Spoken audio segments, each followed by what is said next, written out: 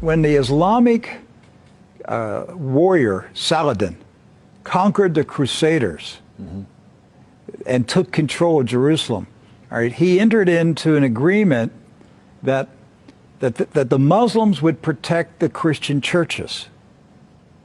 And so he appointed 2 Muslim families. Both of these families had been in Jerusalem for, close to 1,000 years. And each generation has passed down the key. The key. Right. The physical key. Mr. Judah said that the key he presently has is 800 years old. It's incredible. He had another key, but it broke. And this is a Muslim. I mean, yes. Adabid Judah is a Muslim. And he said it's a great honor for a Muslim to hold the key to the Church of the Holy Sepulchre, which is the most important church in Christendom. That's not disrespect. That's, see, we don't hear this in America. We don't hear, because what we have been told is Christian Americans, you should hate Muslims, you should kill Muslims. Because they're going to tear down all the churches yes. and basically just ransack them and everything else. But here we have 2 families that for nearly 1,000 years have actually been watching over Christian churches. That's right. So who planted into our minds here in America that we should hate and kill Muslims? Who planted that thought in our head? Because it came into our society after 9/11. That's correct.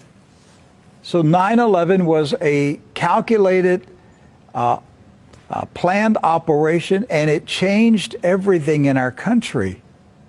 And so we were saturated with media propaganda, which who owns the media in this country? So we're saturated with this media propaganda. You Americans, you need to hate Muslims. You need to go to war. You need to send your sons to go kill Muslims. All right? And yet, when you go to the Middle East, you find out that the Muslims, like Christians, are taking care of Christian churches. Yes. Do not hold animosity against Christians or Americans, except in the case where Americans are pushing for war in their countries or trying to take their land. So they've lived together. They've lived together for centuries and centuries.